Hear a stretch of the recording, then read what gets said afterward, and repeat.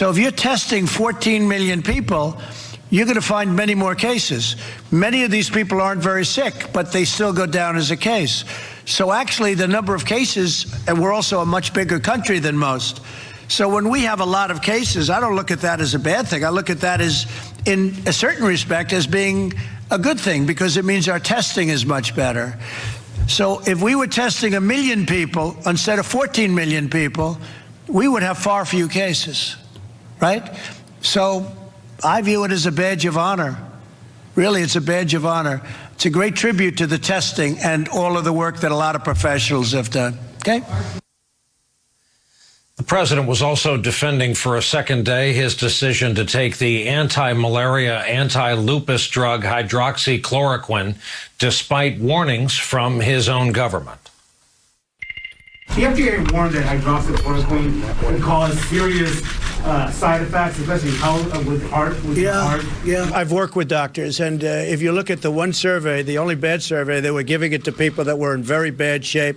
They were very old, almost dead. It was a Trump enemy statement.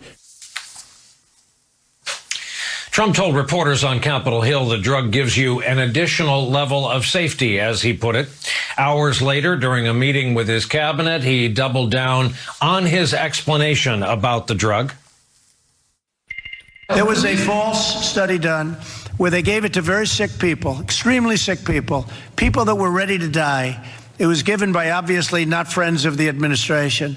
And the study came out. I have a doctor in the White House. I said, what do you think? And it's just a line of defense. I'm just talking about as a line of defense. I'm dealing with a lot of people. Look at all the people in the room. You know, I'm the president, and I'm dealing with a lot of people. It's been out for close to 70 years for a couple of different things, right? Lupus and malaria and even arthritis, they say. But I think it's worth it as a line of defense, and I'll stay on it for a little while longer. By the way, the study he's talking about at VA hospitals was partially funded by his government, by the NIH.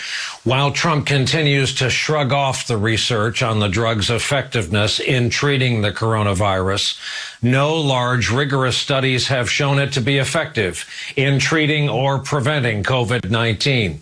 And the FDA had warned about off-label use of the drug, but today the agency's commissioner simply noted that, quote, the decision to take any drug is ultimately a decision between a patient and their doctor. Vice President Mike Pence, whose press secretary tested positive for the virus today, told Fox News he's not taking the drug. I had a 2-week regimen of hydroxychloroquine, and I've taken it, I think, just about 2 weeks. I think it's another day. So, and I'm still here. I'm still here. And I tested very positively in another sense. So this morning, yeah, I tested positively toward negative, right? So, no, I tested perfectly this morning. Meaning I tested negative. Have you taken the antibody test yet? But that's a way of saying it. Positively toward the negative. All right. Good morning and welcome to I tested positive in a negative sense.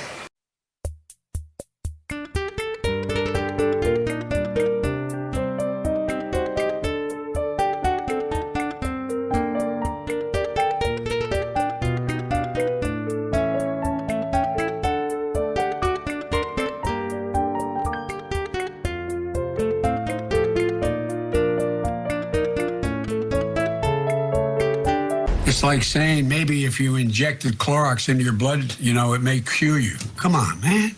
What is he doing? What in God's name is he doing? And the things that presidents say, the words of a president matter. Look, this is absolutely irresponsible. There's no serious medical personnel out there saying to use that drug. It's counterproductive. It's not going to help. But the president, he decided that's an answer. So what do you think people are going to be doing? You think they're not going to use it? And look at the studies that have been done. It does much more harm than good. This is totally irresponsible. Totally irresponsible. Stop the hydroxychloroquine because he's keeping up with the latest medical trends here. Word is by Memorial Day, he will stop having the doctors apply the leeches as well. So it's moving from the dark ages of medical technology into the age of enlightenment. Mr. President, with 4% of the world's population and 30% of the outbreak, what would you have done differently facing this crisis? Well, nothing. If you take New York and New Jersey, which were very hard hit, we were very, very low. And in terms of morbidity and in terms of, you look at the death, relatively speaking, we're at the lowest level along with Germany. And Germany, us, there could have been some smaller countries too, perhaps. So we're in that category along with Germany as the lowest. And I think that's it's a great honor. Yeah, so that's not correct. No, that's According a lie. to data from Johns Hopkins University, the U.S. actually ranks 10th highest in per capita death rates out of 140 countries. That's 130 out of 140 countries. He's completely upside down. Okay, so what you're saying is we're 130th instead of first. Correct. We're finding a lot of people. By doing testing, you're finding people. So we're doing 14, Germany's doing 3, South Korea's doing 3, and I think they're number 2 and 3. So we're way ahead of everybody. But when you do that, you have more cases. So a lot of times the fake news media will say, you know, there are a lot of cases in the United States. Well, if we didn't do testing at a level that nobody's ever dreamt possible, you wouldn't have very many cases. Follow-up, how does it compare on a per capita basis? Obviously, the United States is much larger than a lot of these European countries. Yeah. How does our testing compare per capita? Sure. Do you want to do that, Deborah? Per capita? Our testing now, we're almost up to 4%. So some of the European countries are at 4 to 5%. And when you say per capita, there's many per capitas. It's like per capita relative to what? But you can look at just about any category, and we're really at the top, meaning positive on a per capita basis, too. They've done a great job.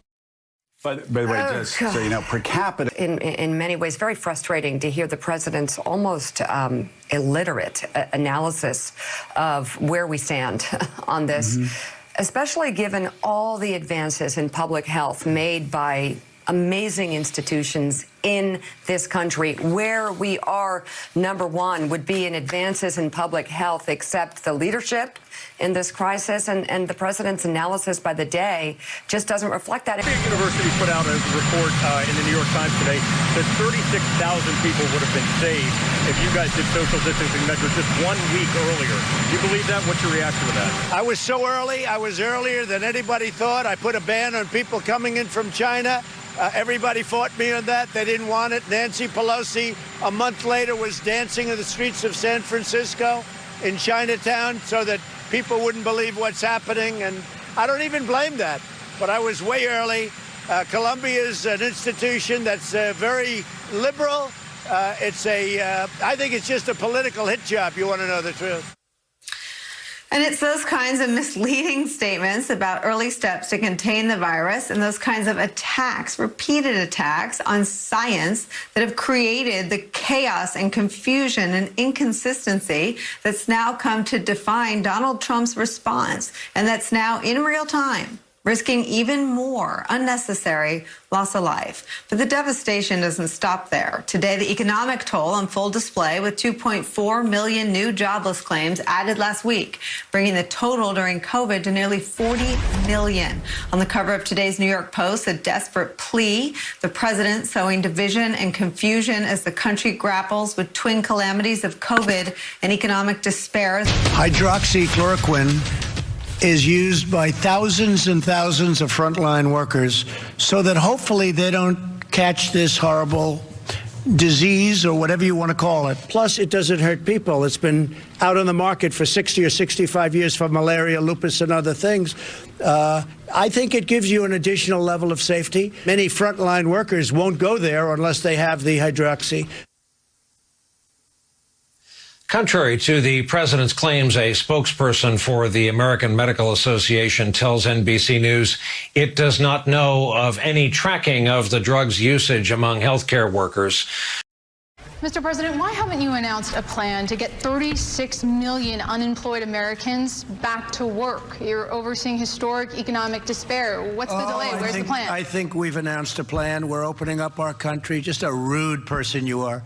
We're opening up our country. We're opening it up very fast. The plan is that each state is opening, and it's opening up very effectively. And when you see the numbers, I think even you will be impressed, which is pretty hard to impress you. Yeah, go ahead, please. A lot of these jobs are not coming back. Oh, that's really President Trump's that's interesting. reaction yesterday. I don't understand the response. She just asked a question when the country was going to reopen, and that's rude. It's like Peter Alexander, and we're seeing a lot of you see this clip, it keeps coming back because he just looks so detached from reality and it just seems so bizarre, and it's sad. You feel sorry not only for the country he's running, but for him. When Peter Alexander, a month ago or so? What can you say to Americans? What do you say to Americans who are scared? And he just blurts out. It's like there's this disconnect between the question and the response. It's this. I just don't understand why he would do that. And what's wrong with him? I worry he's not getting any better. That's for sure. Yeah, it was from CBS reporter Paula Reed, and last month, Reed pressed the president on what his administration did in February as the coronavirus pandemic was spreading. After Trump showed, remember that campaign-style video at a coronavirus briefing that seemed to leave out an entire month that month? Well, that exchange prompted Trump to tell the New York Post, it wasn't Donna Reed, I can tell you that. Yeah, I mean, of course, Donna Reed in It's a Wonderful Life with Jimmy Stewart, the greatest movie of all time, but also had the Donna Reed show in the 1950s, Willie. Somebody who did do her husband's dishes in the 1950s, which Donald Trump thinks should still happen in 2020 with Mike Pompeo's wife, I guess. But there are these bizarre disconnects, and they're showing up in campaign ads. There are these weird things he's saying off the cuff. It is so ironic that Trump's campaign team actually go after Joe Biden for non sequiturs, for stumbling, for getting lost halfway through a sentence, when or a decline. That's what Donald Trump has been doing now in a very public way for 3.5 years. He has. First of all, Joe, you say It's a Wonderful Life. I say Paul Blart Mall Cop. But we can have that debate about the greatest movie of all time. That's for another show. 6 of one, at another time, half perhaps. a dozen of the other. Yes, exactly. When we have a lot of cases, I don't look at that as a bad thing. I look at that as, in a certain respect, as being a good thing, because it means our testing is much better. So if we were testing 1 million people instead of 14 million people, we would have far fewer cases, right? So I view it as a badge of honor. Really, it's a badge of honor. It's a great tribute to the testing and all of the work that a lot of professionals have done. President Trump with that new spin on the dubious distinction of the U.S.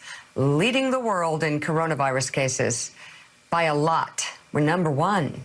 The U.S. is just over 4% of the world's population, yet represents 31% of total cases. John Hellman. Bring to all of us, Mika, I think. But to anyone who's tethered to reality, I do think, though, that it's one of the things, if you think about Trump and the way he talks about hydroxychloroquine, the way he talks about this whole pandemic, his attitude now towards reopening the country, right, which is essentially, the war's over, we won, let's get back to business, right? There's not even really much lip service paid anymore by Trump to the notion of trying to reopen the economy safely, right? All of it's kind of reflective of an attitude that I think is going to have some pretty significant political implications as we get back to a campaign, which we still are going to have. We still have a presidential election in November.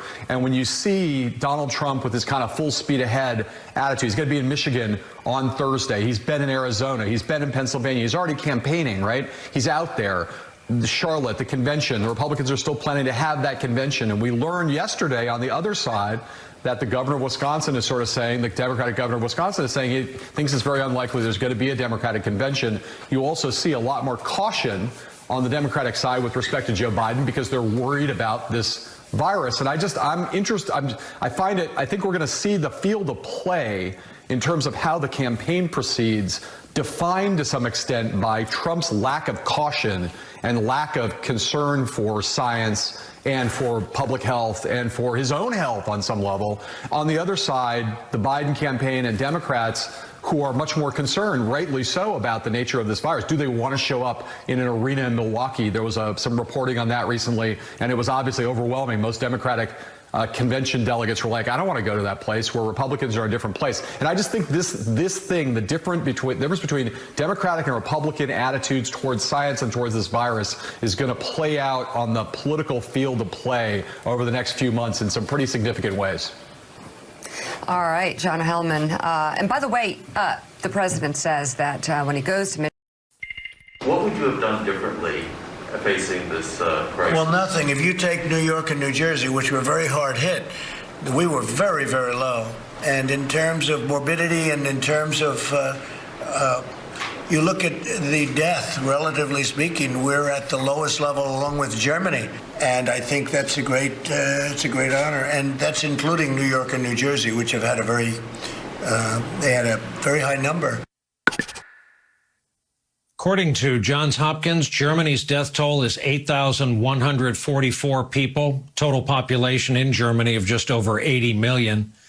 Tonight, the death toll in the United States stands at 93,740. As we continue to try to illustrate that number, assuming capacity of 155 souls on board, our death toll is the equivalent of killing all the passengers on board 605 Boeing 737s. Put another way, a plane crash a day for the last 605 days. At its current rate, the national death toll would exceed 100,000 within the next several days.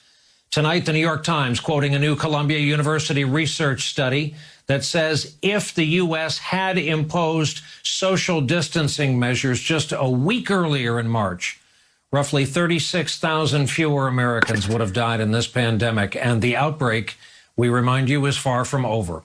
World Health Organization says just today, over 100,000 new cases were reported in these last 24 hours, making it the most yet in a single day since the discovery of the virus.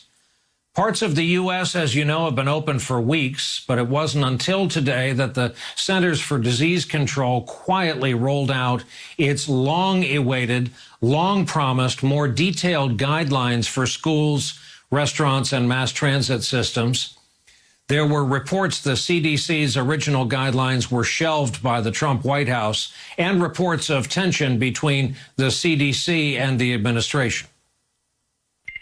Yesterday at the Republican lunch that you were complaining about the CDC and the delayed rollout of testing. Do you think that... I wasn't complaining. I don't know who gave you that. It's fake news. Do you think Robert Redfield is doing a good job leading Yeah, I the CDC? do. I do. It's fake news at the beginning. And again, I didn't put CDC there. CDC has been there long before the Trump administration came in. But they had a test that was something happened to it. It was soiled. It was soiled and or foiled. But it was a problem, a short-term problem. I'm not blaming CDC for it. The president went on to again claim the United States is way ahead of everybody else when it comes to testing. But the COVID tracking project reports just over 12 million people have been tested in the U.S. That's roughly 3.8% of our national population. That has medical experts still worried about the pace of reopening and the likelihood of a second wave. Americans themselves are worried as well. A new AP poll finds that 83% of respondents say they fear lifting restrictions will lead to a rise in infections. One scientist shared his concerns earlier on this network. We've seen this virus enough to know that it's not like you're going to see a kind of a linear, gradual increase in the number of cases, so you have a heads up. What happens is there's a lag, there's nothing. All of a sudden, 6 weeks after opening up the economy, you're going to see a dramatic increase. We have the potential risk right now by the fall of having 6 or 7 or 8 cities that look like New York or look like Queens, New York. And tonight we got one more sign of pandemic precautions beginning to ease. NCAA Division I Council has voted to allow athletes in football, men's basketball, women's basketball to resume voluntary on-campus workouts starting June 1. Meanwhile, the president also spent today engaged in a sort of political competition. He was busy lashing out at officials in swing states of Michigan and Nevada over efforts to expand voting by mail. Today, Trump wrote Michigan, quote, sends absentee ballots to 7.7 million people ahead of primaries and the general election. This was done illegally and without authorization by a rogue Secretary of State. I will ask to hold up funding to Michigan if they want to go down this voter fraud path. Trump had to correct that post. It was applications for ballots, not ballots. He was wrong as well about anything illegal about it. And his attack came on the eve of his trip to Michigan to tour a Ford factory where they make ventilators.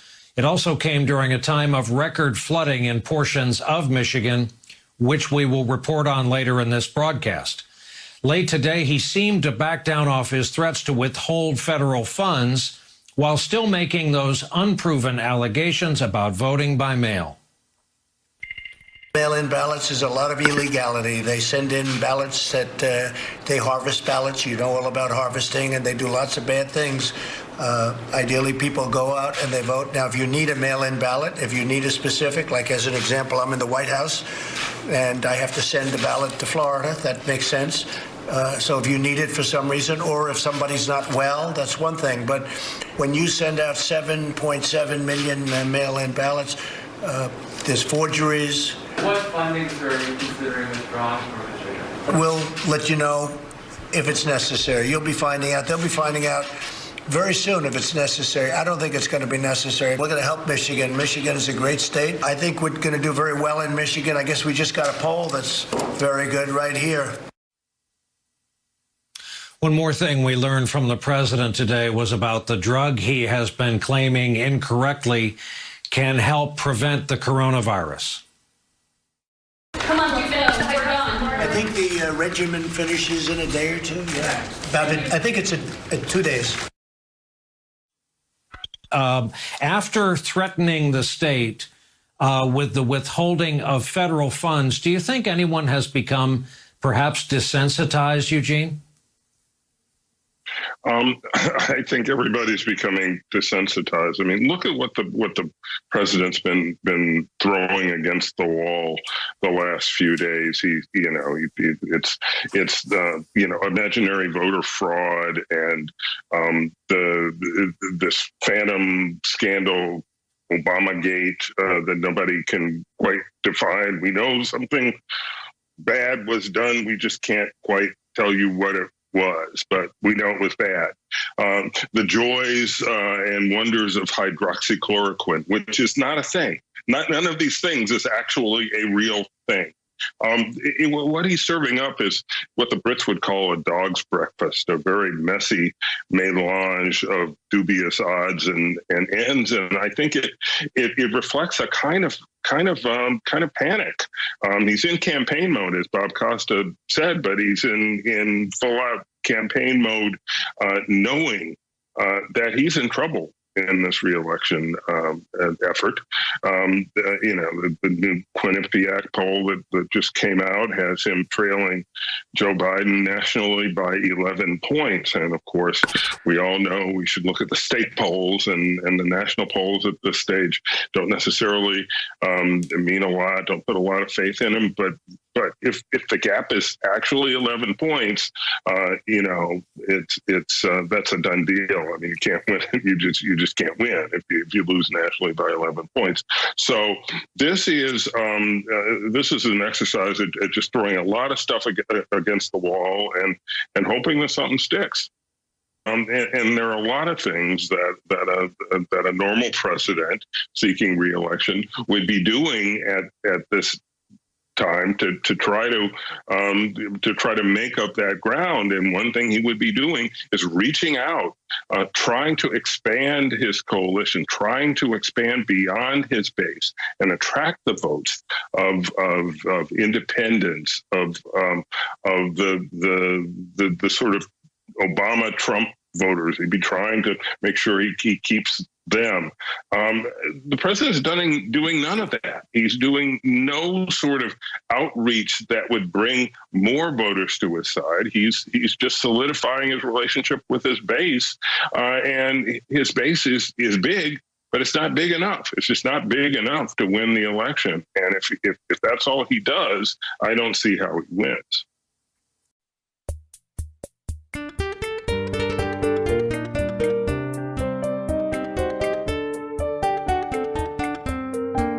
The United States tonight approaches 100,000 deaths from coronavirus.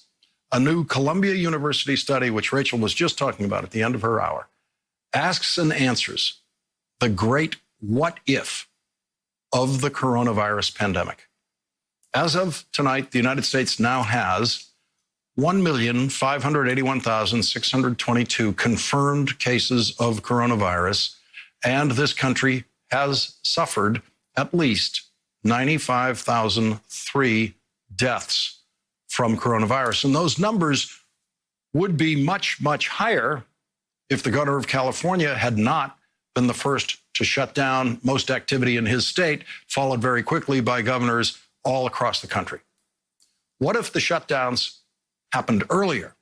And what if the president of the United States guided those shutdowns? What if the president of the United States urged people in all 50 states to stay home and avoid unnecessary travel sooner? The answers to those questions appear in a new Columbia University study entitled Differential Effects of Intervention Timing on COVID-19 Spread in the United States. The study shows that the statewide shutdowns slowed the spread of the coronavirus, and it shows that if a nationwide shutdown was imposed on March 8th, 36,000 lives would have been saved. 36,000 lives. The only person in government who could have urged a nationwide shutdown was the president of the United States. If the president of the United States did that on March 8th, he could have saved 36,000 lives. What the president did on March 8th instead was play golf. The president's official schedule shows on March 8th at 8:41 a.m., the president goes from Mar-a-Lago to Trump International Golf Club in West Palm Beach, Florida. There he is on the golf course that day, March 8th, with Washington Nationals pitcher Patrick Corbin. That's what he did on March 8th. That is the typical picture of obliviousness that the Trump presidency will be remembered for. That's what the commander-in-chief was doing on the day that he could have saved 36,000 lives if he had paid attention to what some people in his administration said was coming with the coronavirus. The next day, Donald Trump proudly tweeted, this is on March 9th, nothing is shut down. There was plenty of public advice being given that the country needed to at least begin to shut down at the beginning of March to save lives. There was enough of that being said, including on this network, that the president was publicly defiant about shutting down, as he still is, as he is today, as we approach 100,000 deaths. The president's full tweet on March 9th made light of the coronavirus in comparison to the common flu and said, nothing is shut down. Life and the economy go on. At this moment, there are 546 confirmed cases of coronavirus with 22 deaths. Think about that, exclamation point. And public health officials were thinking about that. And they knew that those numbers were dramatically understated at the time because of the lack of testing.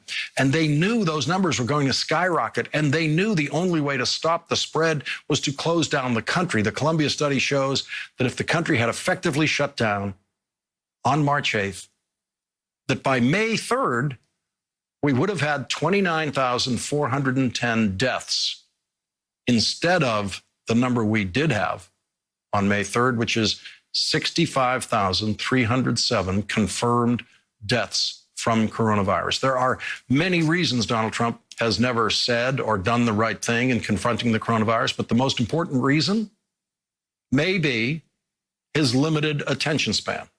The president was briefed on the coronavirus repeatedly in January, including by his Secretary of Health and Human Services. Warnings about the coronavirus were also included in the president's daily brief, which is the intelligence community's daily assessment of worldwide threats to the United States and other issues worthy of the most serious presidential attention. Julian Barnes and Adam Goldman have delivered a report in the New York Times today about the challenge of intelligence officials trying to brief the president, saying Donald Trump is, quote, particularly difficult to brief on critical national security matters, according to interviews with 10 current and former intelligence officials familiar with his intelligence briefings. The president veers off on tangents, and getting him back on topic is difficult, they said. He has a short attention span and rarely, if ever, reads intelligence reports, relying instead on conservative media and his friends for information. He is unashamed to interrupt intelligence officers and riff based on tips or gossip he hears from the former casino magnate Steve Wynn, the retired golfer Gary Player, or Christopher Ruddy, the conservative media executive. Mr. Trump rarely absorbs information that he disagrees with or that runs counter to his worldview, the officials said. Briefing him has been so great a challenge compared with his predecessors that the intelligence agencies have hired outside consultants to study how better to present information to him. Outside consultants? You mean psychiatrists? For the answer of how do you talk to a person like this? Donald Trump made a campaign trip to Michigan today, thinly disguised as a presidential trip to visit a Ford factory that has been repurposed to manufacture ventilators. When the president spoke to the news media there, he was, of course, asked about not wearing a mask. And the president said this.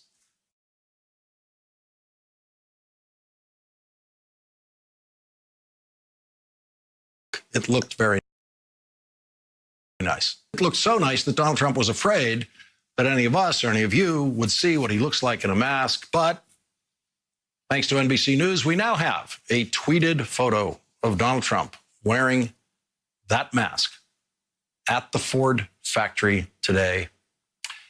And we leave it to you to judge if it looks very nice.